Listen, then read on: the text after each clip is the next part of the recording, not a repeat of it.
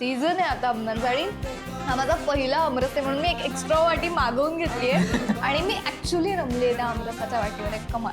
तर आत्ताच्या आत्ता पटकन काय जा असशील तशी तू आत्ता ऑफिसला ये, तसं काहीच घडलं नाही. मी ज्या दिवशी वाचनाला गेले तेव्हा दिग्पाल दादा स्क्रिप्ट वाचून दाखवणार होता आणि सगळे मोठे मोठे कलाकार आपल्या आत्ता मुक्ताई चित्रपटामध्ये जे कोण आर्टिस्ट आहेत सगळे, मग मृणालताई होत्या, समीर सर होते, अजय दादा होते, अशी सगळी मोठमोठी माणसं तिथे होती आणि त्यांच्या समोर दादानी माझी ओळख करून दिली की ही आपली मुक्ताई.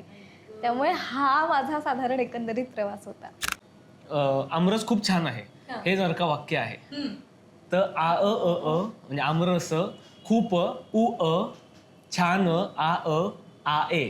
नंतर जेव्हा आम्ही सज्जनगडावर गेलो तेव्हाचे आमचे डोळे आणि कट्टू तिकडनं आल्यानंतरचे आमचे डोळे ह्यात खूप फरक होता. असावा सुंदर चॉकलेटचा बंगला, असावा सुंदर चॉकलेटचा बंगला, चंदेरी सोनेरी चमचम. तुम खाना क्यों नहीं खा रही हो? अरे क्योंकि मैंने अमरस खाया है और मैं इतने में फुल हो गया. वो देखो कितनी सुंदर है. लेकिन पण नाटक जिथे येतं ना तिथे मी वेडी होते. म्हणजे मगाशी आपल्या गप्पा रंगल्या होत्या तेव्हा तू ऐकलं असेल की आल्यापासून म्हणजे की तू इथे बघितलंय तुला ते ही एक जी मजा आहे ती फक्त नाटकात आहे. भावे वीण भक्ती भक्ती वीण मुक्ती बळे वीण शक्ती बोलू नये.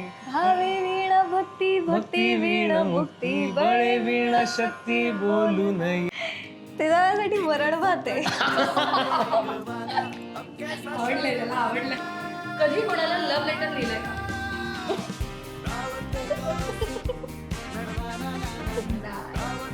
दावते गॉसिपचा आजचा episode तुम्हाला आवडला?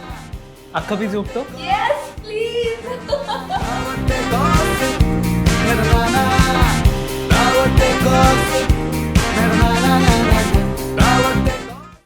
झेन एंटरटेनमेंट प्रस्तुत दावते गॉसिपच्या आजच्या खमंग एपिसोडमध्ये मी संजना पाटील तुम्हा सगळ्यांचं मनपूर्वक स्वागत करते. तर आज आपण भेटणार आहोत संत ज्ञानेश्वर आणि त्यांची लाडकी बहीण मुक्ताई यांना, म्हणजेच मिसेस मुख्यमंत्री या मालिकेतून घराघरात पोहोचलेला तेजस बर्वे आणि चित्रपटसृष्टीत पदार्पण करणारी नेहा नाईक हिला. चला तर मग या दोघांसोबत आपण करूया गप्पांची दावत.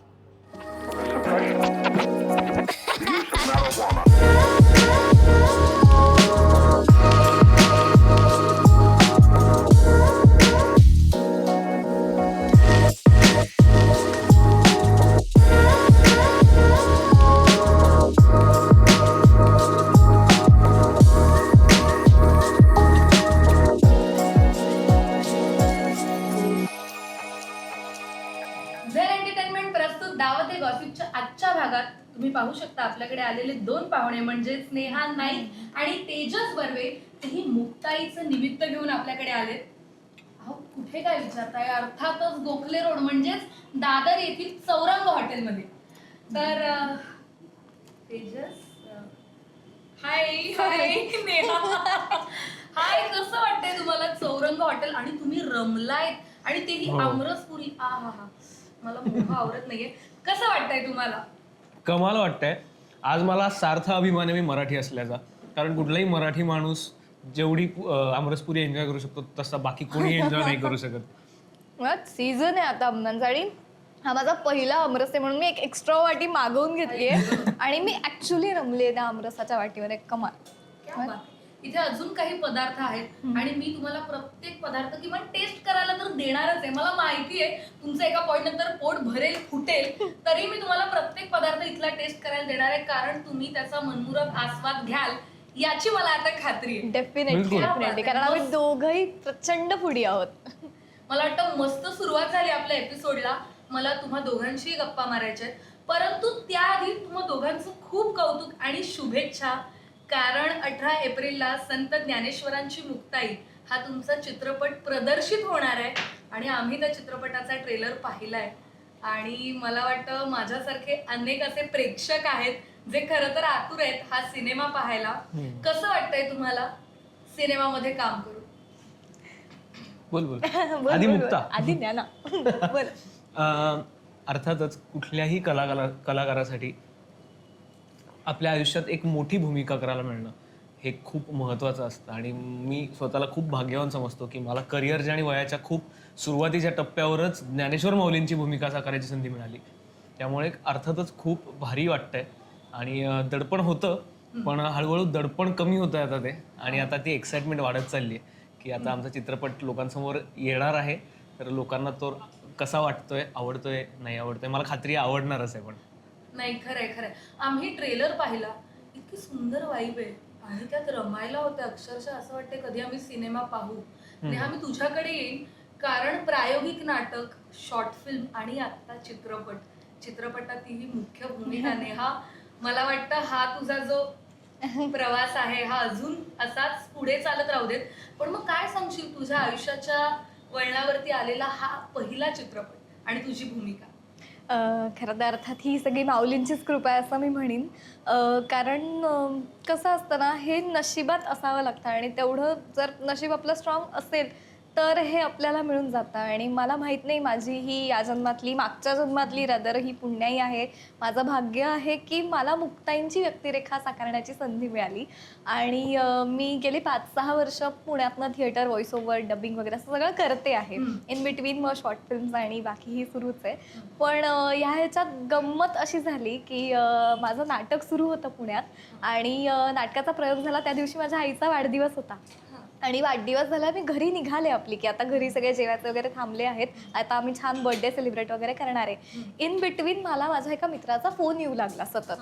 आणि मी फोन उचलला तसं की अगं, मी दादाच्या ऑफिसमध्ये आहे, त्यांनी तुझ्या नाटकाचं पोस्टर बघितलंय, तर आत्ताच्या आत्ता पटकन काय जा असशील तशी तू आत्ता ऑफिसला ये, असं म्हणून त्याचा मला फोन आला. आणि मी अशी की अरे पण माझ्या आईचा वाढदिवस आहे, थांबलेत सगळे, असं करून ते इन बिटवीन सगळं झालं. आणि मी आईला घेऊन दादाच्या ऑफिसमध्ये गेले. तिथे दिग्पालाराचं जे मुक्ताई नावाचं एकल नाट्य होतं ते त्यांनी मला दिलं आणि त्यांनी एक प्रसंग मला वाचून दाखवायला सांगितला. मी वाचला आणि वाचल्यानंतर तो म्हटला डन. आणि मला माहितीच नाही की आपली इथे निवड झालेली आहे मुक्ताई म्हणून. मी अशी ओके डन, येऊ मी, असं करून मी निघून गेले. आणि मला त्यांनी सांगितलं की 2-4 दिवसात आपलं एक वाचन आहे, तर तेव्हा तू ये. मला असं वाटलं की वाचन म्हणजे एक साधारण माझ्या 3-4 वयाच्या मुली असतील सेम आणि आमचं वाचन होईल, मग आमची लुक टेस्ट होईल, मग त्यातनं सिलेक्शन होईल वगैरे वगैरे, जी सगळी आपली पुढची प्रोसेस असते.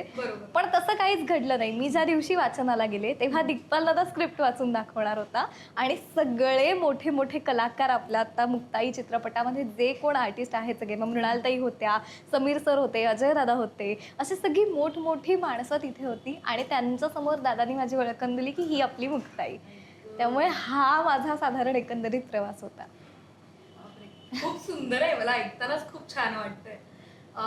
तेजस, तू एक अशी मालिका केलीस जी घराघरात पोहोचली, मिसेस मुख्यमंत्री, आणि त्यातलं तुझं एक वेगळंच पात्र, आणि कट्टू आज सिनेमा, आणि त्यात एक असं पात्र साकारतोयस म्हणजे केवढी मोठी खरं तर जबाबदारी तुझ्यावरती आहे.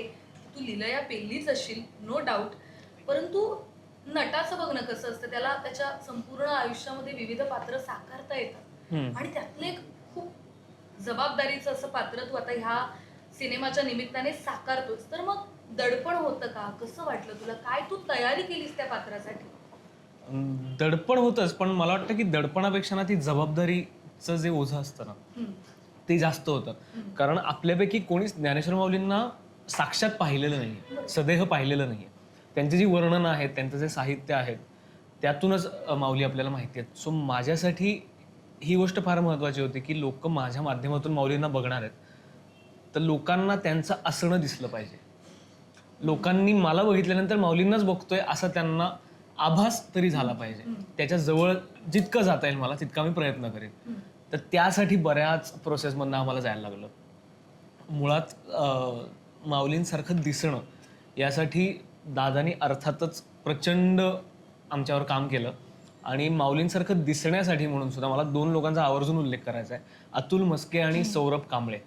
अतुल मस्के जो आमचा मेकअप डिझायनर होता, तर अतुलनी अप्रतिम काम केलंय आणि आम्हाला त्या भूमिकांमध्ये आम्ही दिसण्यासाठी म्हणून त्यांनी सगळे परिश्रम केलेत. आणि सौरभ कांबळे ज्यांनी कॉस्ट्युम्स केलेत सगळ्या फिल्मचे. त्यामुळे हे दोघं जर नसते तर कदाचित आम्ही इतकं लीलया तिकडे पोचू शकलो नसतो. तर या दोघांचं आवर्जून मला कौतुक करावं असं वाटतं. त्याचबरोबर आता हे दिसण्याचं झालं, आता असण्याचं जे आहे त्यासाठी दादाने आमच्यावर प्रचंड मेहनत घेतली आणि मी अगदी हे आवर्जून सांगितलं की आम्ही सुद्धा सगळ्यांनी ती आनंदाने मेहनत केली. 1200च्या काळातली ही गोष्ट आहे, त्यामुळे त्यावेळेची जी मराठी होती ती थोडीशी वेगळी होती. ती आत्ता आपली बोलीभाषा आहे तशी अर्थातच नव्हती. त्यामुळे त्यासाठी म्हणजे तसे बरोबर उच्चार होणं किंवा योग्य पद्धतीनं योग्य टोनिंगमध्ये गोष्टी परफॉर्म होणं, सादर होणं हे फार महत्त्वाचं होतं. याच्यासाठी वाणी संस्कार याची कार्यशाळा आम्ही केली प्राध्यापक शामराव जोशी यांच्याकडे.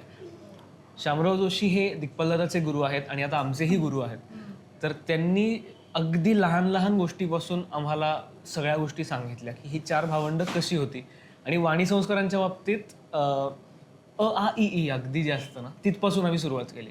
म्हणजे उदाहरण द्यायचं झालं तर आमरस खूप छान आहे हे जर का वाक्य आहे तर आ अ अ अ म्हणजे आमरस, खूप उ अ, छान आ अ आ ए हे आम्ही बोलायचं. स्वरलिपी ज्याला म्हणतात ना, सो आम्ही अख्ख्या स्क्रिप्टची स्वरलिपी लिहिली आणि आम्ही स्वरलिपीमध्ये बोलायची प्रॅक्टिस केली, जेणेकरून तोंडातल्या तोंडात बोलणं किंवा असे उच्चार निघून गेले शब्द असं होणार नाही. प्रत्येक शब्द पोचला पाहिजे, कारण शब्द खूप महत्वाचे आहेत या चित्रपटामध्ये.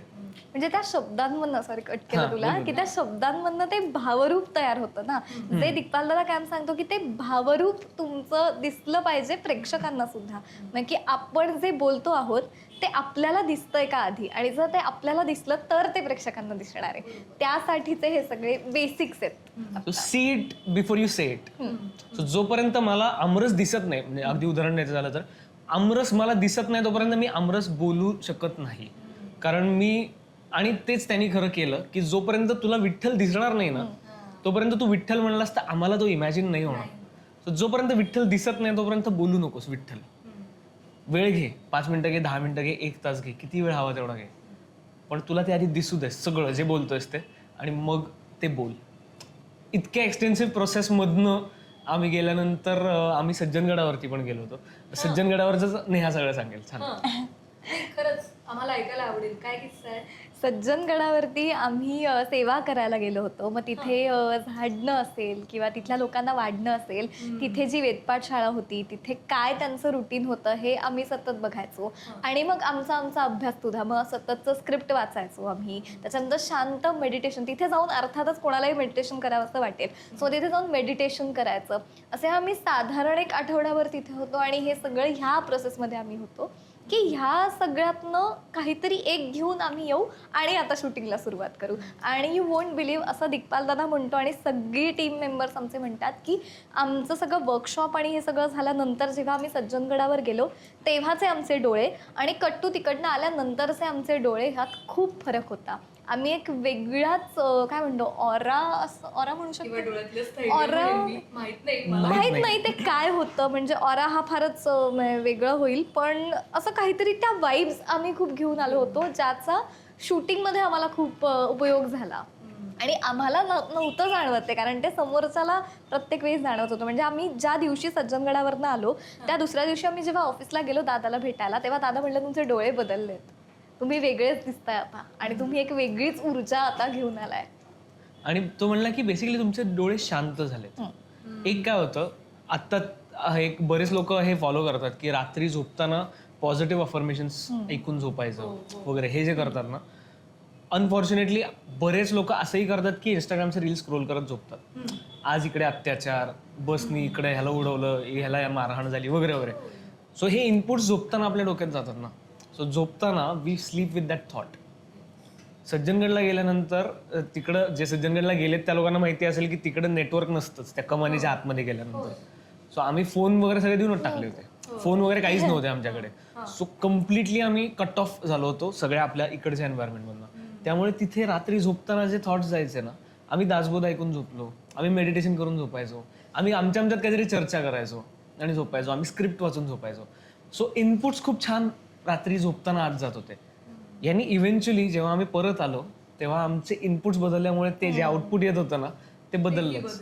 आणि थोडक्यात आपण डिटॉक्स होतो ह्या सगळ्यातनं. जे आत्ता एक फॅड आलं ना असं की डिटॉक्स, ऍक्च्युली हे डिटॉक्सिफिकेशन आहे असं मी म्हणेन. की मेडिटेशन म्हणजे आजकाल मेडिटेशन जसं तेजस आत्ता सांगू शकेल छान पद्धतीने की ज्ञानेश्वरीच्या अध्यायात आहे मेडिटेशन बद्दल ध्यान धारणा किंवा 6वा आपला अध्याय ना त्याच्यामध्ये हे सगळं लिहिलेलं आहे. तर आपल्याकडे हे आहे हे म्हणजे हे जे आता आपलं मेडिटेशनचं आणि आता जे मी अगेन फॅड म्हणून याला की हे आलेलं आहे हे ॲक्च्युली आपल्याकडेच आहे की ध्यान. लोकांना ध्यान म्हटल्यावर पटत नाही, लोकांना मेडिटेशन लागतं. किंवा जोपर्यंत योग वगैरे असं म्हणतो आपण की ते आपल्या काही येड्यासारखं काहीतरी ऐकता तुम्ही बोलत बसता त्याचा योगा झाला की आपण ते सिरियसली घेतो लगेच की हा.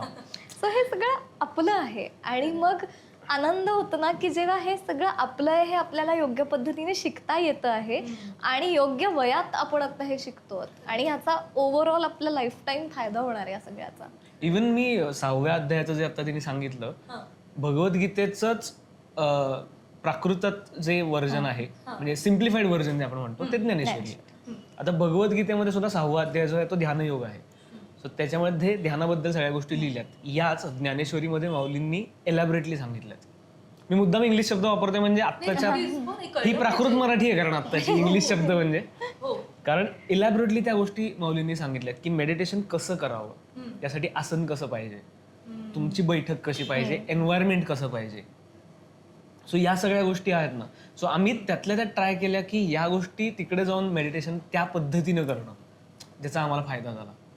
सो माऊलींनीच मार्ग आम्हाला दाखवला ज्ञानेश्वरीतून किंवा त्यांच्या साहित्यामधून आणि त्या मार्गावर आम्ही चालत गेलो सगळे. एकतर आपल्या महाराष्ट्राला लाभलेली जी संत परंपरा आहे ती अफाट आहे आणि त्याचा तुम्ही एक भाग झालेला आहात. ह्या इतकी भाग्याची गोष्ट कोणती नाही असं मला वाटतं. आणि तुमच्याकडून आता मी जे ऐकतेय ना इथल्या इथे काही एनर्जी पास होतीये मला तुमच्याकडून माझ्याकडे, हे मी सांगेन तितकंच. खूप छान वाटतंय मला तुमच्याशी गप्पा मारताना. नेहा, मला सांगायला फार आनंद होतोय की तू व्हॉइस ओव्हर आर्टिस्ट सुद्धा आहेस. म्हणजे नेहा कार्टून्सला सुद्धा आवाज देते. काय म्हणते, चकित झाला? तुम्हालाही आवडेल का असं काहीतरी एक तिची झलक ऐकायला? मला वाटतं मलाच फार आवडेल. त्यामुळे काहीतरी एखादं तुझं कार्टून कॅरेक्टर. कार्टूनपेक्षा मला लहान मुलांचे आवाज जास्त आवडतात काढायला. तर मी गाणं गाऊन दाखवू का? हो, तुला जसं ओके आवडेल तसं. ओके गाणं गाते. असावा सुंदर चॉकलेटचा बंगला, असावा सुंदर चॉकलेटचा बंगला, चंदेरी सोनेरी चमचमता चांगला, चॉकलेटच्या बंगल्याला तो पिजदार, शेपटीच्या धुक्यानं झाडून जाईल खार, असावा सुंदर चॉकलेटचा बंगला. पुढचं पण गाते.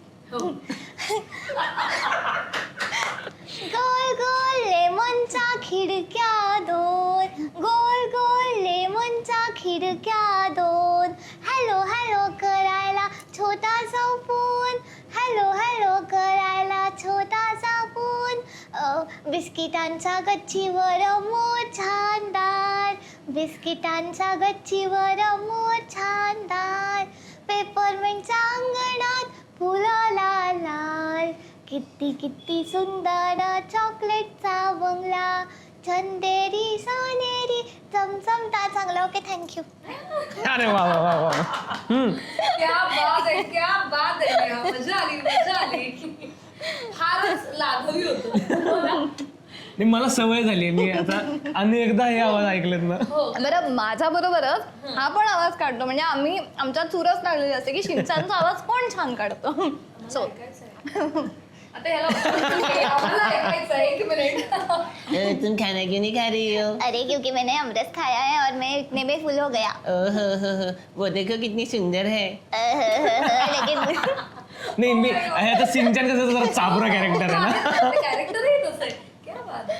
हे तुमचं चालतंय रोजचं. हो अगदीच. नाही पण एक काय फरक जाणवला ना मला. आम्ही दोघं आधीपासून ओळखतो कारण एका कॉलेजमधले होतो आम्ही, SP तो कॉलेजमध्ये सिनियर आहे पुण्यात. माझा. हो. ओके. सो आधीपासून ओळखत होतो. तर मला हिच्यातला एक फरक जाणवत होतो म्हणजे हे आधी इतकं होतं हे सगळं वागणं तर ते फिल्म नंतर जरा नॉर्मलला आलंय. म्हणजे की हा ओके गुड असं झालंय जरा. सो तो एक फरक पडलेला आहे हिच्यात. चांगला बदल आहे आणि चांगला बदल आहे. नाही, पण तुमच्यातलं बॉन्डिंग मला फार आवडलं. म्हणजे आता त्याचं हेही तितकंच कारण असेल की तुम्ही बराच काळ एकत्र फिल्मच्या शूट दरम्यान त्याच्याही आधी तुम्ही घालवलेला आहे.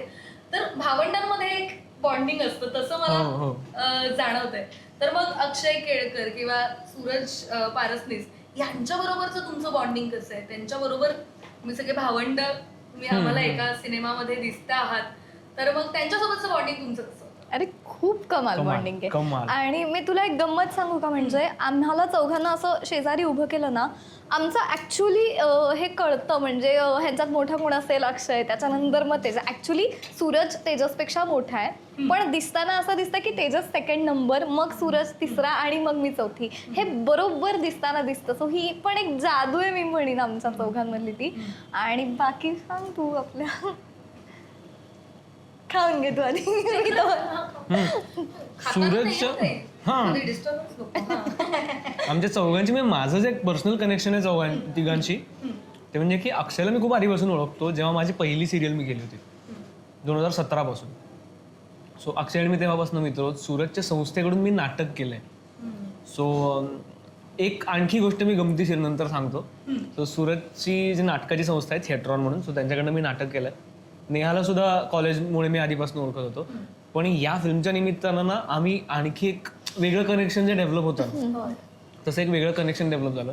सूरजची एक गंमत सांगायची मला, म्हणजे तो मला शूटच्या दरम्यान एक दिवशी म्हणला, कारण आमचा इतका वन ऑन वन असा कधी संबंध फार नव्हता आला. आम्ही खूप ओळखत होतो चांगले एकमेकांना, मैत्री अशी नव्हती पण आमची कधी. शूटच्या दरम्यान आमची मस्त मैत्री झाली पण छान. तर एक दिवशी तो असाच गमतीत मला म्हणला की मला ना तू असा बेताचा जरा वाटायचास. म्हणजे ते असे उगाच असतात ना की मी थिएटर करतो वगैरे टाईप्स, की उगाच थोडं तुला नाही म्हणत आहे, जे काम थोडंसं करतात पण आविर्भाव असा असतं की अरे मी कसला भारी आहे. त्यामुळे मला तू तसा वाटायचास आणि असा टाइमपास, मज्जा मस्ती टाइम असा तू वाटायचास.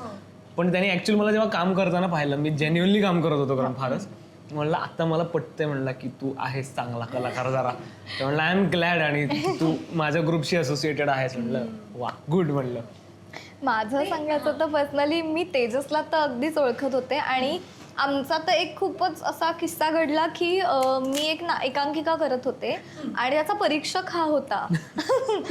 आता रिसेंट, म्हणजे कधीही 2 वर्षांपूर्वीची गोष्ट, शूटच्या काही महिन्यापूर्वीची, 1-2 महिने आधीची फक्त. आणि मग तशी आमची अजूनच मग चांगली ओळख झाली. सूरजचे मी म्हणजे खूप, मला सूरज तसा माहिती होता पण असं वन ऑन वन कधी भेटलं नव्हतं, कारण मी पुण्यातल्या थिएटर ऑन एंटरटेनमेंटचं सूरज सगळं करतो आणि मी खूप त्यांची नाटकं, सूरज विराज असे खूप नाटकं मी बघितलेली आहेत सतत, आणि मी अशी आवर्जून जायचे बघायला. पण अक्षयशी माझा तसा काहीच नाही. मला अक्षय फक्त बिग बॉस आणि या सगळ्यामुळे माहिती होता. पण जेव्हा ॲक्च्युली त्या दोघांना आम्ही चौघं जेव्हा भेटलो, म्हणजे पहिल्यांदा जेव्हा मी मगाशी सांगितल्याप्रमाणे वाचनाच्या दिवशी, तेव्हा एक वेगळीच वाईब आली संभव. आणि म्हणजे हे काय कनेक्शन आहे का काय मला माहीत नाही, ते काहीतरी वेगळं होतं. आणि कट्टू म्हणजे तो पहिला दिवस, कट्टू आत्ता 10 तारखेला जेव्हा आळंदीमध्ये सोहळा होता, जेव्हा आम्हाला मोठ्या भावंडांना रिव्हील केलं, तर तेव्हा मला माहीत नाही हे कसं झालं, पण एक ताट आणून दिलं जेवणाचं आम्हाला. हे सगळे बाकीचे आपापल्या कामांमध्ये होते, आम्ही आमच्या लुकमध्ये, आमच्या वेशात होतो. आणि ऍक्च्युली सांगितलं होतं की तुम्हाला वेळ होईल तसं जेवून घ्या, पण आम्ही लुकमध्ये असल्यामुळे आम्ही बाहेर पडू शकत नव्हतो. त्यामुळे आमच्यातला एक मित्र होता, त्यांनी मला प्लेट आणून दिली की तू सुरुवात कर, बाकी रेडी बाकीच्यांना देतो हळूहळू. आणि यू वोंट बिलीव्ह, तेजस असा बसला जेवायला, मागून सूरज आला, मागून मी आले रेडी होऊन, मागून अक्षय आला, असे आम्ही चौघं मिळून त्या एका ताटात जेवलो. आणि हे स्मिताताईंनी, हे अजय दादानी, हे अभिजित दादानी, सगळेजण आम्हाला असे काय जेवतात का, जेवा जेवा हे बघून गेले. पण तुला माहित नाही काय, त्या क्षणी एवढंच ते एवढं खाल्लं असेल आम्ही, कदाचित आमच्या सगळ्यांची पोटं भरली होती. सो हे ते कनेक्शन आहे. आणि हे अगेन हे दैवी असेल, हे माहित नाही हे काय आहे, कारण असं होऊच शकत नाही. एवढं ताट असेल ते, त्यात थोडे थोडे थोडे सगळे पदार्थ, आणि त्यात चौघांनी बसून, बरं चौघं म्हणजे माझी भूक एवढीशी असेल, ह्यांची तर व्यवस्थित भूक असेल, पण स्टील सगळ्यांची पोटं भरली आमच्या, आणि आम्ही मग पुढचा सोहळा सादर केला. आणि अक्षयची एक गोष्ट आवर्जून मला सांगायची की तो बिग बॉस मध्ये तर पाहिलाच आहे सगळ्यांनी त्याला, तो जितका अग्रेसिव्हली गेम खेळतो ना, तितकाच तो सॉफ्ट माणूस म्हणून आहे. खूप सॉफ्ट हार्टेड आहे तो, कमाल आहे तो, म्हणजे त्याचाच शब्द आहे कमाल, तो तसाच आहे कमाल. आणि प्रचंड हेल्पिंग आणि खूप जॉली असा माणूस आहे तो. आणि सूरजची गोष्ट मला आवर्जून सांगायची आहे की तो फार उत्तम दिग्दर्शक आहे. खूप, म्हणजे पुण्यातल्या बऱ्याचशा लोकांनी त्याचं काम पाहिलेलं असेल, त्यांनी बसवलेली नाटकं पाहिली असतील, अप्रतिम दिग्दर्शक आहे तो. आणि ही उत्तम अभिनेत्री आहे. हो. म्हणजे मी हिचं जे नाटक पाहिलं होतं, ज्या नाटकाला मी जज होतो, सो त्या नाटकामध्ये कमाल छान करते. हे मला तेव्हाही झालं होतं. चांगलं काम करणारी माणसं लगेच अशी हो, कळतात हो, हो. आणि दिसतात. आणि आणि तेजसचं- भावतात ती मुळात. तेजसचं एक खूप आवडतं जे त्यांनी आत्ता खूप केलं, तो उत्तम अभिनेता तर आहेच आहे, पण तो कोणाला विसरत नाही. त्याला प्रत्येकाच्या गोष्टी माहिती असतात. जे आत्ता त्याने केलं की अक्षयबद्दल तो खूप छान आत्ता बोलला, अक्षय इथे नाहीये, सूरज इथे नाहीये, तर त्या दोघांबद्दलही तो खूप छान बोलला. तर मला तेजसचा हा गुण खरंच खूप आवडतो. थँक्यू. या निमित्ताने तुम्ही खऱ्या आयुष्यातच इतकी छान नाती जोडता आहात, हे पण मला खूप छान वाटतंय. म्हणजे हा सिनेमा तुमच्यासाठी तुमच्या आयुष्यातच एक महत्वाचं घटक आहे की काय, असं वाटू लागलंय मला तुमच्या बिलकुल, बिलकुल. सगळ्या संभाषणातनं. नेहा, तुझी फॅमिली गोव्याची आहे. हं? ये. मग तू गोव्याला मिस करतेस का? प्रचंड. म्हणजे आम्ही दरवर्षी गोव्याला जातो. आमचं कुलदैवत गोव्यात आहे. हं. आम्ही दरवर्षी गोव्याला जातो आणि मला प्रचंड आवडतं तिकडचं कल्चर. म्हणजे का मला खास करून आवडतं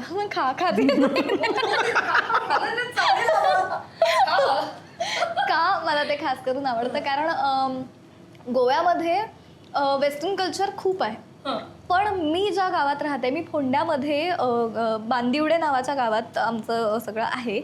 तिथे त्या फोंड्यामध्ये इतकं सुंदर मराठी कल्चर आहे आणि मला माहीत नाही हे मी बोलणं योग्य आहे का नाही, पण मला महाराष्ट्रापेक्षा तिकडचं मराठी कल्चर खूप आवडतं. म्हणजे महाराष्ट्रात तर किती सुंदर मराठी कल्चर आहे, पण त्याहूनही जास्त मला गोव्याचं मराठी कल्चर खूप आवडतं. कारण तिथे ती जी मंदिरं आहेत तिथे एक वेगळंच काहीतरी आहे आणि तिथली मराठी माणसं जी आहेत ती पण अशी प्रचंड कमाल आणि इतकी म्हणजे त्यांची ते सोहळं वगैरे जे काही असतं त्यांचं. आणि आपण म्हणतो की हे सगळं जुनं काहीतरी आहे की सोहळं बिवळं आम्ही मानत नाही. ॲक्च्युली असं नाही आहे. त्या सोहळ्यात जी ती पवित्रता आहे ना ती फार वेगळी आणि मग ते लॉजिक पटतं. जसं आम्ही मुक्ताई करताना सुद्धा काही लॉजिकली काही गोष्टी पटल्या की का सोहळं असतं, काय येत्या मागे त्या एनर्जीज असतात, मग त्या पास ऑन होत नाहीत. किंवा जे तिकडचे जे म्हणजे कुठलेही जे भटजी असतात त्यांना आपण जेव्हा नमस्कार करतो तेव्हा ते म्हणतात शिव नका. तर का शिव नका? कारण माझा वारा माझ्यापाशी, तुझा तुझ्यापाशी. आपल्या एनर्जीज आत्ता एक्सचेंज नको व्हायला. माझ्या एनर्जीज आत्ता थोड्याशा जास्त आहेत, त्या माझ्याकडे राहू देत. असं काहीतरी लॉजिकल रिझनिंग्स त्या मागे आहेत. त्यामुळे तो एक त्या मंदिरांमधला ऑरा फार वेगळा आहे. आणि ॲक्च्युली जसं सज्जनगडावर आम्ही राहून जे डिटॉक्सिफिकेशन आमचं झालंय ते दरवर्षी माझं गोव्यात गेल्यावर होतं. कारण तिथे जाऊन फक्त मंदिरात जाऊन बसलं की मी पूर्ण वेगळी होते, मी शांत होते आणि ते काहीतरी फार सुखदायकच असतं माझ्यासाठी. त्यामुळे मला प्रचंड आवडतं गोवा. म्हणजे हे गोवा ज्या लोकांना गोवा गोवा असं होतं, म्हणजे खूप लोक माझे मित्रमैत्रिणी खूप मला म्हणतात अरे तू गोव्याची आहेस यार, तुझं काय म्हणजे काही पाया तुमने वगैरे. पण मला आम्ही कधीच हिला नाही. गमतीत म्हणतो तुझा गोव्याचा प्लॅन कधी कॅन्सलच होत नसेल ना. कधीच नाही कॅन्सल होत. पण माझं गोवा आहे ते प्रचंड, म्हणजे मी जे गोवा एक्सप्लोअर केलेलं आहे ते प्रचंड वेगळं आहे आणि ते फार सुंदर आहे, आल्हाददायक. आल्हाददायक. जेवढं मी ऐकलंय. Absolutely absolutely. क्या बात आहे. मला वाटतं तुम्ही आमरसावर तुटून पडलाय. तो खातोय माझ्यातला. हो ना. मी ना फ्रेंड्स मधला जोई आहे, मला असं शेअर करायला आवडत तरी नाही. तू केलंस करावं म्हणजे तू लागतं. हाफ जोई आहेस. नाही तर माझा ज्ञानाला द्याना त्यासाठी सगळं चालतं. तर तेजस, तू दिग्पाल सरांबरोबर याआधी काम केलंस. फत्ते शिकस्त या सिनेमासाठी तू त्यांना असिस्ट केलंस डिरेक्शन मध्ये. बरोबर. म्हणजे तू त्यांच्यावर ऑन कॅमेरा आणि बॅक कॅमेरा असं दोन्ही काम केलेलं आहेस. मग काय फरक जाणवला तुला? आणखीन एक गोष्ट त्यामध्ये ऍड करायची राहिली, मी ऑन स्टेज पण काम केलंय दादासोबत. आम्ही चॅलेंज नावाचं एक नाटक करत होतो. येस. अच्छा, त्यात तूही होतास. हो. हो. सो मी सगळ्या फॉर्मॅट्समध्ये दादासोबत काम केलंय हं. आणि मला दादाची प्रोसेस माहिती होती. म्हणजे असिस्ट केल्यामुळे की काय प्रोसेसनी गोष्टी घडतात या माहिती होत्या. त्यामध्ये काही ॲडिशन्स झाल्यात ओव्हर द इयर्स आता त्याच्या एक्सपिरियन्समुळे. सो मी जेव्हा असिस्ट केलं होतं ते 2019 मध्ये फत्ते शिकस्त मी शूट केला होता. कट टू 2023-24 मध्ये त्यांनी आणखी त्याच्या प्रोसेसमध्ये ज्या गोष्टी ॲड केल्यात ना त्या आत्ता या फिल्मच्या निमित्तानं मला नव्याने शिकता आल्या आणखी की त्या ॲडिशन्स काय आहेत. कारण प्रत्येक माणूस दर दिवशी नवीन नवीन काहीतरी स्वतःमध्ये ॲडिशन्स करत जातो. दादा खूप कमाल ॲडिशन्स त्याच्यामध्ये करत गेलाय आणि तो ॲज अ ह्युमन बिंग स्वतः इतका छान डेव्हलप होतोय ना की त्याच्या फक्त आसपास राहिलं ना तरी सुद्धा आपल्याला त्यातनं टेकअवे आपले आपले घेतो आपण आणि आपण ग्रूम होत जातो पॅरलली. सो मला तो एक्सपिरियन्स फार नव्हता तसा, पण तो नव्याने येऊ लागला या प्रोसेसच्या वेळी. आणि जे मी फत्तेशिकसच्या वेळेला करायचो सगळं, की म्हणजे बॅकएंडची सगळी जी कामं असतात, की आर्टिस्टना डेट पाठवायचे आहेत किंवा हा रेफरन्स आहे, सो याचं सगळं नोट्स काढून वगैरे या आर्टिस्टपर्यंत पाठव वगैरे. सो या मला माहिती होतं बॅकएंडला काय काय गोष्टी घडतात. यावेळेला मला मजा अशा गोष्टीची वाटत होती, त्या गोष्टी माझ्यापर्यंत येत आहेत. म्हणजे बाकी डिरेक्शन टीम की हे सगळं आहे आता, सो हे दादाने स्टडी मटेरियल तुझ्यासाठी दिलंय. सो थोडासा सेम टीम पण यावेळी या बाजूला होतं थोडासा यावेळी, त्यामुळे मला मजा आली. आणि मी मगाशी म्हटलं जसं की नवीन नवीन ॲडिशन्स ज्या होत गेल्यात, त्यामध्ये माझ्यासाठीची नवीन ॲडिशन म्हणजे जे मगाशी सांगितलं की मी की see it and then say it, हे माझ्यासाठी लाईफ लॉंग राहणार आहे. पण आता ही गोष्ट की कुठेही काम करायला जाईन ना मी, या फिल्मच्या निमित्तानं ज्या ज्या गोष्टी मी शिकल्यात दादाकडून, त्या लाईफ लॉंग माझ्याकडे ॲज अन ॲक्टर राहणार आहेत आणि त्या मला खूप कदाचित ग्रूम व्हायला आणखी मदत करतील. तू ग्रूमिंग बद्दल म्हणालास, मी आज त्यांच्याबरोबर एपिसोड शूट केला. मी एका तासात खूप ग्रूम झाले. क्या बात आहे, क्या बात आहे. हे पावर आहे होतं. त्याची. म्हणजे त्याही कालावधीत त्याने इतकं काही देऊ केलं की माझं असं झालं की बापरे. म्हणजे तुला हे गंमत सांगते, म्हणजे आम्हाला कधीही लो वाटत असेल किंवा म्हणजे रडू जरी येत असेल काहीही, म्हणजे अगदी असं कोणाशी तरी भांडण झालं आणि आता मला राग येतो, मला काहीतरी मला शांत व्हायचंय, मी जाऊन दादाशी बोलतो. नुसतं काही नसेल ना, नुसतं त्याला बघितलं जरी असं वाटतं की हा ठीक आहे, शांत व्हायला होतंय, ठीक आहे. ही पॉवर आहे त्याच्याकडे, माहित नाही हे काय. म्हणजे तो नुसतं काहीतरी बोलायला लागला ना, तो साध्या गप्पा मारायला बस म्हटलं ना तरी पण त्याच्याकडनं काहीतरी मिळत राहतं, एवढं त्याच्याकडे आहे. त्यामुळे ते असं होतं की तू बोल ना, तो बोलायला लागला ना मी रमते त्याच्याकडे. म्हणजे माझं इतकं असं मी हरवून जाते कुठेतरी आणि मला असं की बोलत राहा. सो ही त्याची गंमत आहे पण फारच. मी गमतीत दादाला कधी म्हणतो की तू आमचा चॅट जीपीटी आहे, की आम्ही काहीतरी कमांड म्हणजे आम्ही काहीतरी इनपुट टाकतो की आम्हाला हे आहे असं किंवा ही अडचण आहे वगैरे, त्याच्यावर साटकन विदाऊट एनी कुठला वेळ न दवडता साटकन त्याच्यावर रिव्हर्ट येतो छान आणि ओके उत्तर मिळतं आपल्याला, चला पुढे. सोल्युशन देतो इमिडिएटली. नेहा, तू प्रायोगिक नाटक केलं, शॉर्ट फिल्म केलीस, आता सिनेमा केलास, मग एखादं व्यावसायिक नाटक वगैरे करावं अशी इच्छा आहे का तुझी? खूप मनापासून इच्छा आहे, खूप इच्छा आहे, खूप. कारण कसं आहे ना, शेवटी नाळ ही कुठेतरी थिएटरशी जोडली असल्यामुळे असं अजिबात नाही. परफॉर्मन्स हा शेवटी परफॉर्मन्स असतो, कला ही कलाच आहे. पण एखाद्या आईचं असं एक बाळ असतं ना की ते असं की सगळी लाडकीच आहेत, पण त्यातल्या त्यात मला हा जास्त आवडतो.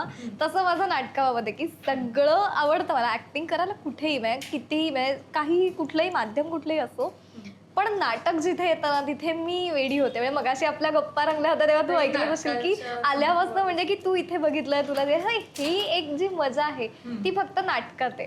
आणि त्यामुळे कधीही म्हणजे मी अक्षरशः मी अशी आता वाढ होते की कधी मी व्यावसायिक नाटक करीन. त्यामुळे प्रेम असते. हो, नाटकाशिवाय कधी आयुष्याच्या कुठल्याही टप्प्यावरती नाटक करणं, नाटक आपल्या हाती येणं ही मोठीच गोष्ट असू शकेल. मला खूप छान वाटतंय. बरं, मला तुम्हाला हे सांगायचंय की आम्ही ट्रेलर पाहिला, आम्ही हरिपाठ म्हणजे भावे विण भक्ती हे गाणं ऐकलं आणि तेही इतकं सुदिंग, सृजन कुलकर्णी यांच्या आवाजातलं. बरं, ते चित्रितही इतकं छान केलंय, ते ऐकतानाच अगदी सगळं आजूबाजूचं वर्ल्ड एकदम थांबतं आणि तुम्ही कशात तरी जाता. ते फक्त मी म्हणजे आम्ही ऑफिसवर बसलो होतो, ते आम्ही ते लॅपटॉपवरती लावलं, त्यात आमचं ते झालं. तर तुम्ही स्वतः तिकडे होता, तुम्ही शूट केलं आणि सगळा अनुभव तुम्ही घेतला, तर तो हरिपाठ म्हणजे आम्हाला ऐकायला आवडेल. मग दोघांपैकी कोणी जर तो गायला किंवा निदान म्हटला तरीही चालेल. मी म्हणेन की तेजस फार उत्तम तो हे करू शकतो, कारण आम्ही सतत एक किस्सा सांगतो, तू सांग. नाही, सांग तू. व्हॉइस कास्ट जेव्हा होत होतं ना, म्हणजे माऊलींचा आवाज कोण असेल गातानाचा, तर ह्यासाठी काही नावं आणि काही सगळ्या त्या गोष्टी चालल्या होत्या. तर सृजन नेमका होता तिथे आणि सृजननी स्क्रॅच गायला होता. मग आता नवीन जे गाणं तुमच्या भेटीला येईल आता 12 तारखेला, तर रूप पाहता लोचनी हे गाणं येते, तर सृजननी त्याचा स्क्रॅच गायला होता. आणि स्क्रॅच म्हणजे ते पुढच्या रेफरन्ससाठीच होतं ना खरं, की जो कोण फायनल गाईल त्याच्यासाठी. तर मी पण ऑफिसमध्ये होतो आणि काही आवाज कोण काय फायनल होत नाही. मग दादा म्हणलं की हा इकडे म्हणला ते लाव गाणं ते. मग गाणं लावायला सांगितलं, लिपसिंग करशील का म्हणलं फक्त. म्हणलं हा लिपसिंग ठीक आहे म्हणलं ओके. म्हणून दादांनी फोनवर शूट केलं ते, मोठ्या स्क्रीनवर लावून त्याला व्हॉइस पॅच केला फक्त सृजनचा. खोटं नाही सांगत, खरंच तेव्हा असं वाटत होतं की मीच गातोय, माझाच आवाज वाटत होता तो. म्हणलं डन, लॉक. आणि त्यानंतर शूटच्या वेळी सुद्धा जे स्क्रॅच सगळे सृजननी गायले, सगळ्यांना असं वाटत होतं की तो माझाच आवाज आहे. म्हणजे लोक खूप मला लोकं कौतुक करायचे विचारायचे माझं. की तूच गातोस का, तूच छान गातोस गायलंस का. नाही म्हणून. म्हणलं, मी नाही गायलं, सृजननी गायलंय ते. म्हणून अरे तुझाच आवाज वाटतो, तुझाच आवाज आता वाटतोय. तूच गा कॉम्प्लिमेंट. नाही पण मी अगदी असं म्हणेन की सुरेल तेजस म्हणजे सृजन आहे कदाचित या चित्रपटात. कारण मी सृजन इतकं छान नाही गात.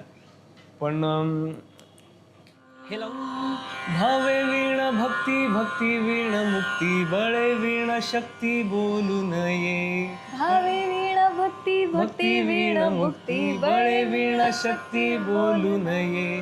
तैसेनी दैवत प्रसन्न त्वरित उगारा ही निवांत शिणसी वाया. सायास करीसी प्रपंच दिननिशी हरीसी न भजसी कोण्या घोणे. ज्ञानदेव म्हणे हरी जप करणे, ज्ञानदेव म्हणे हरी जप करणे. तुटेल धरणे प्रपंचाचे, तुटेल धरणे प्रपंचाचे.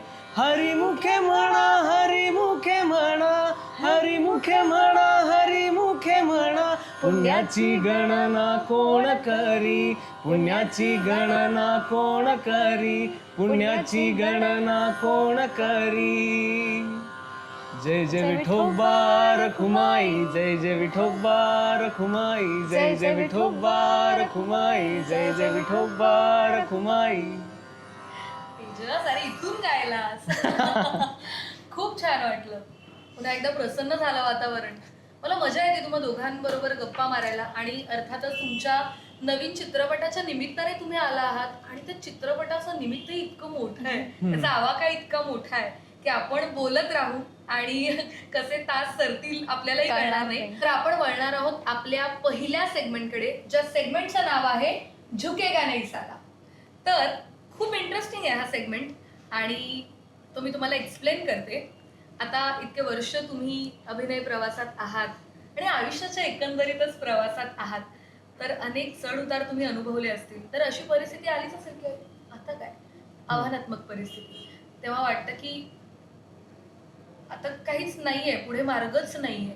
अशा वेळेला तग धरून ठेवणं आणि त्या परिस्थितीवर मात करणं, अशी कोणती परिस्थिती, अशी कोणती सिच्युएशन तुमच्या आयुष्यातली आहे जी झुकेगा नहीं साला मोमेंट आहे? मी तेजस तुला विचारेन. मुळात माझ्याकडनं खूप अपेक्षा जास्त असतात, त्यामुळे त्या तर ठीकच आहेत. पण जेव्हा समोरची व्यक्ती एखादी माझ्याकडनं काहीतरी एक्सपेक्ट करते आणि मी ते प्रूव्ह करू शकत नाहीये किंवा मी अप टू द मार्क जाऊ शकत नाहीये ना, तर त्यासाठी मी वाटेल ती मेहनत घ्यायला तयार होतो. तेव्हा माझं असतं की झुकेगा नाही झाला. करेक्ट दिला ना हे, म्हणजे हे होतं ना. मला ते पटलं, मला फील झालं ते. कारण हीच असं आपली परीक्षा, आपली स्पर्धा कायम आपल्यासोबतच असते ना, त्यामुळे आपण त्याच्यासाठी झगडत राहतो कायम. नेहा, तुझी अशी कोणती मोमेंट आहे, असा एखादा किस्सा, अशी एखादी आठवण तुला आम्हाला सांगावीशी वाटेल? मला असं वाटतं की जेव्हा मी आधी अशी खूप होते की आपण कसं असतो ना, एक आपलं वय वाढत राहतं ना, तसं आपल्याला बाहेरचं जग जास्त प्रिय होतं आणि त्या ह्याच्यात मग आपल्या घरी आपलं थोडं दुर्लक्ष होतं. आणि मग आपण मित्रमैत्रिणी आपले छानच, माझे मित्रमैत्रिणी सगळेच उत्तम आहेत, पण मग त्यांच्यातच थोडं रमणं आणि मग घरी थोडं की मी थोडी लेटच येते, मी थोडं असंच करते वगैरे, ह्या ह्याच्यात मी मध्ये म्हणजे मग नाटक करत असताना आणि मग मित्रमैत्रिणीमध्ये खूप टाईम स्पेंड करायचा आणि मग घरी खूप दुर्लक्ष केलं जायचं माझ्याकडनं. म्हणजे दुर्लक्ष असेल, थोडा वेळ कमी दिला जायचा. पण मग इन बिटवीन जसं दिवस जाताना असं होतं की वय वाढतात त्यांची हे आपल्या लक्षात येत नाही. आणि मग तसं माझं होत होतं की म्हणजे मग थोडी आता घरातनं जशी आजारपणं हे झाली आणि मग जरा की कोणाची तरी छोट्या मोठ्या कुरबुरी, कारण माझी जॉईंट फॅमिली आहे. तर मग या सगळ्यात जेव्हा असं होतं की आता नाही, आता आपला इकडे नाही, आपला इकडे फोकस हवा आहे. सो तेव्हा जो फोकस शिफ्ट होतो आणि तो फोकस शिफ्ट झाल्यानंतर आता असं झालं आहे ना की सगळ्या गोष्टी त्या त्या लेवलला प्रायोरिटाईज करून मी आता अशी उभी राहते. तर ही माझ्यासाठी झुकेगा नाही झाला मुवमेंट असू शकते. कारण माझा एक असा किस्सा आहे की मला एक सिरियल ऑफर झाली होती. अर्थात मी नाव आत्ता घेऊ नाही शकत, पण 3 वर्षांपूर्वीचा हा किस्सा आहे. मला एक सिरियल ऑफर झाली होती आणि एका नामांकित चॅनलची ती सिरियल होती आणि समहाऊ मी लुक टेस्ट आणि सगळं देऊन आले आणि एक 3-4 दिवसांमधून शूटिंग सुरू होणार होतं. लीड होते मी आणि असं झालं की माझे काका सख्खे, त्यांना पॅरालिसिसचा स्ट्रोक आला आणि ते हॉस्पिटल इमर्जन्सी आणि त्या सगळ्यामध्ये त्यांची पूर्ण ती राईट साईड होती ती पूर्ण वीक झाली आणि ते बेडरिडन झाले. आणि या ह्याच्यात मी तो डिसिजन घेतला की मी सिरियल नाही करत. तर मग त्याग वगैरे असं मला एवढे मोठे शब्द नाही वापरायचे, पण तेव्हा कुठेतरी मनोमन मी ठरवलं की आत्ता माझी इथे गरज आहे, तर त्यामुळे मी इकडे शिफ्ट होते. तर ते कुठेतरी मला असं एक की तेव्हा सगळे म्हणायचे की नाही, तुला पुढे जाऊन छान काम मिळेल किंवा तुला हे मिळेल. तर मुक्ताईच्या रूपाने मला ते आलं. तर ह्या गोष्टीचा रेलेव्हन्स असा इथे लावते मी की तेव्हा मी ठरवलं होतं की आयुष्यात काही झालं तरी जिथे जे गरजेचं आहे ते आहे, तर तिथे आपण वाकायचं नाही. नाही आज काम मिळालं, उद्या दुसरं मिळेल, हरकत नाही, पण आज माझी घरी जास्त गरज आहे आणि घरी मी राहणं, माझ्या घरच्यांची सेवा करणं जास्त गरजेचं आहे. तर मी तिथे राहते. त्यामुळे ती माझ्यासाठी ही मुवमेंट आहे असं मी म्हणेन. म्हणजे बाहेरची लोक काहीही म्हणू देत, जे मला गरजेचं आहे आणि मला पटतंय ते मी करीन, झुकेगा नाही साला. आपल्या माणसांसाठी तिथे उभं राहणं गरजेचं आहे. त्यामुळे ती झुकेगा नाही निवड असते आणि निवड. तुम्ही जाणीवपूर्वक घेता. हो. आणि कसं होतं शेवटी, म्हणजे अगदीच आत्ता थोडं विषयांतर, पण असं होतं ना की दोन्ही हवं असतं आपल्याला. म्हणजे मला माहिती इकडेही गरज आहे पण हेही सोडायचं नाहीये. मग तिथे you have to be firm आणि you have to take a decision की ओके, हे तर हे केलं तर हे राहणार आहे, ते केलं तर हे राहणार आहे. मग तुला काय राहिलेलं चालेल तर मग हे राहू दे, हे मिळेल कधीतरी, हे आत्ता महत्वाचं आहे. तो मोमेंट होता. मला वाटतं अजून बरंच बाकी आहे. अशा मोमेंट्सवर अजून बऱ्याच येतील, पण या चित्रपटाच्या निमित्ताने तुम्ही एवढी ऑलरेडी एनर्जी घेतली आहे की तुम्ही त्या सगळ्या परिस्थितींवर खूप छान मात करून तुम्ही पुन्हा नव्याने उभे राहाल याची सुद्धा खात्री आहे. मला मस्त वाटलं तुम्हा दोघांचे अनुभव ऐकून. मजा आली या सेगमेंटला. तर आपण वळूया आपल्या पुढच्या सेगमेंटकडे, ज्या सेगमेंटचं नाव आहे सेलिब्रिटी डिश.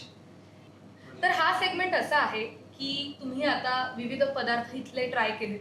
तुम्ही दडपे पोहे खाल्ले, तुम्ही आमरसपुरी खाल्ली, तुम्ही वडे खाल्ले. तर वेगवेगळ्या पदार्थ वेगवेगळ्या चवींचे असतात. तसेच आपल्या आयुष्यात येणारी माणसं वेगवेगळ्या स्वभावांची असतात. तर तुमच्या जवळची माणसं, त्यांची मी नावं घेईन, ती कोणत्या पदार्थांची किंवा कोणत्या चवींची जुळतात हे तुम्हाला सांगायचं. हा, कळलं? ओके, चलो स्टार्ट. तेजस, अमृता धोंगडे.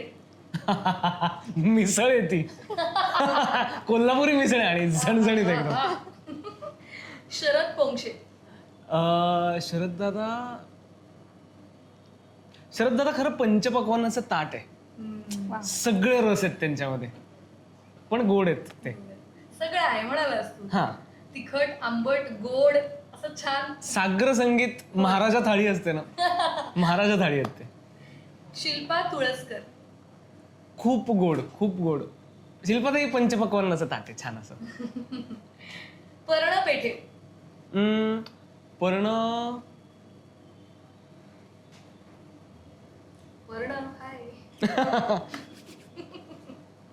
पर्णाला काय सांगू, पर्ण आणि मी ऍक्च्युली एकच प्रोजेक्ट एकत्र केलाय. सो आमची एवढी एक्सटेन्सिव्ह कधी अशी काम करायची हे नाही झाली, पण आम्ही खूप जवळ राहतो पुण्यामध्ये. त्यामुळे पर्ण जिलबी एकतर तिची फिल्म पण होती आणि दुसरं म्हणजे ती खूप छान बोलते. ती इकडे फिरून बोलते पण फार छान बोलते. ती लईत बोलते छान. नेहा, तुझ्यासाठी उमेश कामत. गुलाबजाम सगळ्यांना आवडतो. अक्षय केळकर. अक्षय, यू कॅन हेल्प. अक्षय मला वाटतं फणसासारखा आहे. हा, दिसताना प्रचंड काटेरी दिसतो. अक्षय वाटतं की नाही जमणार ह्याच्याशी, पण जमतच. म्हणजे ते भारी प्रकारे फणस. दिग्पाल लांजेकर. बापरे, दिग्पाल आता माझ्यासाठी पंचपक्वान्नाचं ताट आहे. त्याचं कॉपी नाही करत आहे, पण ही खरंच गोष्ट आहे. काय सगळंच आहे, काय नाहीये, सगळंच आहे. आणि तुझ्यासाठी पंचपक्वान्नाचं ताट किंवा महाराजा थाळी. पुन्हा एकदा तेजस तुला विचारेन, आदिश वैद्य. आदिश श्रीखंड आहे, आंबट गोड येतो. हा, तर तुम्हा दोघांनाही सेलिब्रिटी डिशचं शेवटचं नाव मी सांगणार आहे. तेजस तुला, नेहा नाईक. आईस्क्रीम, कारण मी तिला आईस्क्रीमचं वेड लावलेलं आहे. ती आईस्क्रीम लवर आधी नव्हती, पण माझ्यामुळे ती प्रचंड आईस्क्रीम खायला लागली आता. नेहा तेजस बर्वे. ते माझ्यासाठी वरण भात आहे. आवडलंय त्याला, आवडलंय. म्हणजे ते कसं आहे ना की सगळं आपल्याला लागतोच वरण भात. रात्री असे झोप नाही येत वरण भाताशिवाय. दिवसाढवळ्या वरण भात नसेल तर आपण काम नाही करू शकत. म्हणजे मी खूप भात प्रेमी आहे. मी अगेन गोव्याची असल्यामुळे मला प्रचंड भात लागतो. त्यामुळे तेजस हे असं व्यक्तिमत्व आहे माझ्या आयुष्यातलं की तो मुक्ताईच्या रूपाने तो माझ्यासाठी माझा ज्ञानदादा आहे. अदरवाईज तो माझा खूप जवळचा लाडका मित्र आहे. तो माझ्यासाठी एक सिनियर आहे. कधी कधी तो माझ्यासाठी लहान मुलांसारखं वागतोय. तो असा लहान भावासारखा वाटतो कधी कधी की किंवा कधी कधी असं वाटतं की हा लहान मुलगाच आहे एका पॉईंटला. असे वेगवेगळ्या शेड्स आहेत त्याचा, पण तो पाहिजे. त्यामुळे तो वरण भात आहे माझ्यासाठी. मजा आली, क्या बात आहे. तर आपण वळणार आहोत आपल्या पुढच्या सेगमेंटकडे, ज्या सेगमेंटचं नाव आहे के रायता फेल गया. आणि असंच मी तुम्हाला या सेगमेंटमध्ये ठरवलंय की मी तुम्हाला पेचात पाडणार आहे. तर मी तुम्हाला 2 ऑप्शन देणार, 2 नावं सांगणार, त्यापैकी तुम्हाला एक निवडायचंय. हो, पण तुम्हाला एक निवडायचंय. ओके. तेजस, तुझ्यापासून सुरुवात करेन. टिक टॅक टो की बाप बीप बाप? बाप बीप बाप. आओ. नेहा, मरे एक त्याचा की हुताशनी? हुताशनी. तेजस, वेब सिरीज की चित्रपट? चित्रपट. नेहा, प्रायोगिक नाटक की चित्रपट? चित्रपट. आत्ता तरी चित्रपट. मुक्ताई येतोय म्हणून चित्रपट. तेजस, तुझ्यासाठी अभिनय की दिग्दर्शन? दोन्ही खरं तर. अभिनेता म्हणून काम केलंय आणि दिग्दर्शन म्हणून काम करण्याची इच्छा आहे. Very good. नेहा, तुझ्यासाठी अभिनय की व्हॉइस ओव्हर? अभिनय, एनी टाइम. अभिनय. फारच फर्म उत्तरं आलेली आहेत, त्यामुळे मला पण मजा आली. एकदम कॉन्फिडेंट. हे असं आहे. मला खूप मजा आली आहे. सगळे सेगमेंट्स खूप फन होते तुमच्या बरोबर. आणि तुम्ही पाहू शकता इथे नवीन डिश इंट्रोड्यूस केली आम्ही तुम्हा दोघांनाही, आंबोळी. आणि हा म्हणजे प्रत्येकाच्या मनातला विषय आहे. प्लीज ह्याचा आस्वाद घ्या. आणि आपण वळणार आहोत आपल्या शेवटच्या सेगमेंटकडे, ज्या सेगमेंटचं नाव आहे सिप द ट्रूथ. तर हा जो सेगमेंट आहे त्याच्यामध्ये मी तुम्हाला एक कंडिशन देणार किंवा एक असं वाक्य सांगणार ज्याचं उत्तर जर हो असेल तर समोर पेय ठेवलेलं आहे, छान कोकम सरबत आहे, त्याचं तुम्ही एक सिप घ्यायचा. आणि जर त्याचं उत्तर नाही असेल तर सिप घ्यायचा नाही. कशी वाटली आंबोळी? एक नंबर. मस्त आहे, मस्त आहे. तू काय ना Please. होणार आहे माझं हे सगळं छान मस्तपैकी. तर मी आता दोघांनाही प्रश्न विचारणार आहे आणि तुम्ही तयार आहात? हो. रेडी. कधी कोणाला लव्ह लेटर लिहिलंय का? नाही, पण तुझे एक्सप्रेशन इतके बदलायला नको हवे होते की लव्ह लेटर. नाही ना, लव्ह लेटर लिहिपर्यंत पोहोचल्याच नाही गोष्टी. आता मला वाईट वाटतं तुझ्यासाठी. काय नाही. मी काहीच बोलत नाही. आता हिंदी बोलत काय, बरोबर ना? काय मी कधी बोलणार. नाही, कोणाला लिहिलं किंवा अरे. काय होतं त्या लव्ह लेटर काही नाही. म्हणजे?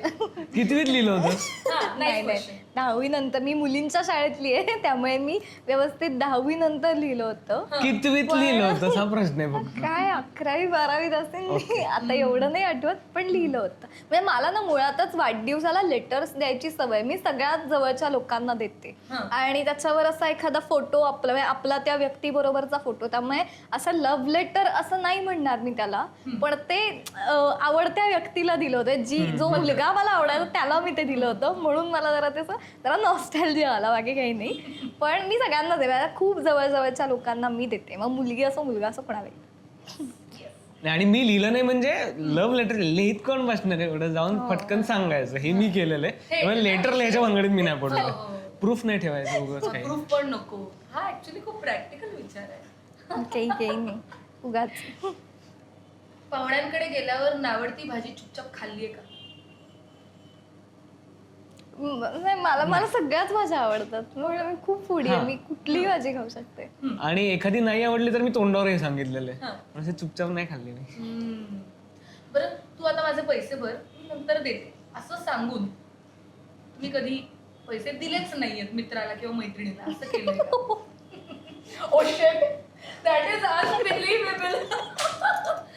मला वाटलं नाही होणार रे, किमान मीच केलंय. झालंय. मी डझंट काउंट.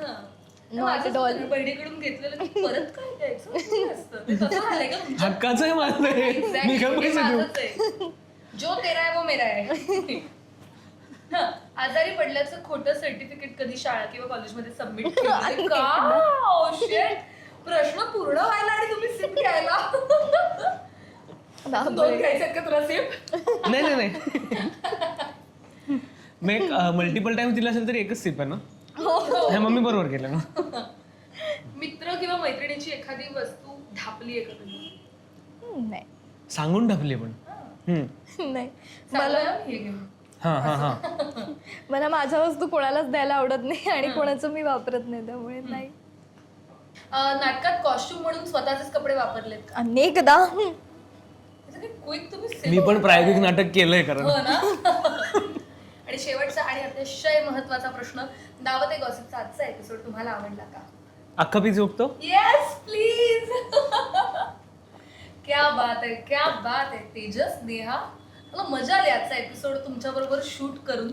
आणि संत ज्ञानेश्वरांची मुक्ताई हा चित्रपट 18 एप्रिलला तुमच्या जवळच्या चित्रपटगृहात प्रदर्शित होतोय.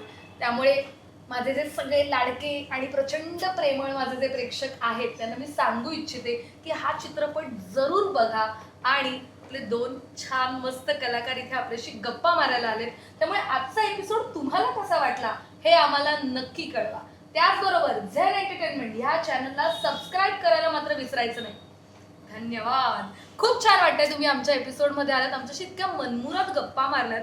आणि खरंच सांगते तुमचा हा संपूर्ण या चित्रपटाच्या प्रवासातला जो अनुभव होता तो जितका तुम्हाला प्रगल्भ करणारा होता तितका ऐकताना आम्हालाही कुठेतरी छान वाटलंय, मोकळं वाटलंय, मुक्त वाटलंय. त्यामुळे हा चित्रपट आणि त्यानंतर येणारं सगळं प्रेम हे कायम तुमच्या सोबत असेल सगळ्या प्रेक्षकांचं. त्यामुळे पुन्हा एकदा खूप खूप खूप धन्यवाद. रामकृष्ण हरी. रामकृष्ण हरी.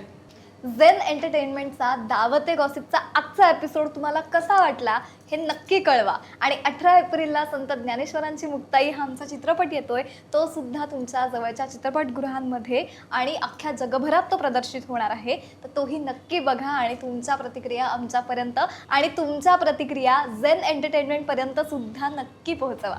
आणि झेन एंटरटेनमेंटच्या या यूट्यूब चॅनलला सबस्क्राईब करा, बेल आयकॉन दाबा. आणि दावते गॉसिपचे सगळे एपिसोड्स तुम्हाला नक्कीच आवडले असतील तर ते भरपूर शेअर करा आणि ते लाईक सुद्धा करा. आणि आमचा चित्रपट सुद्धा चित्रपटगृहात जाऊन आवर्जून पहा. आणि रामकृष्ण हरीचा गजर 18 एप्रिलपासून सर्वत्र आपण करूयात. रामकृष्ण हरी.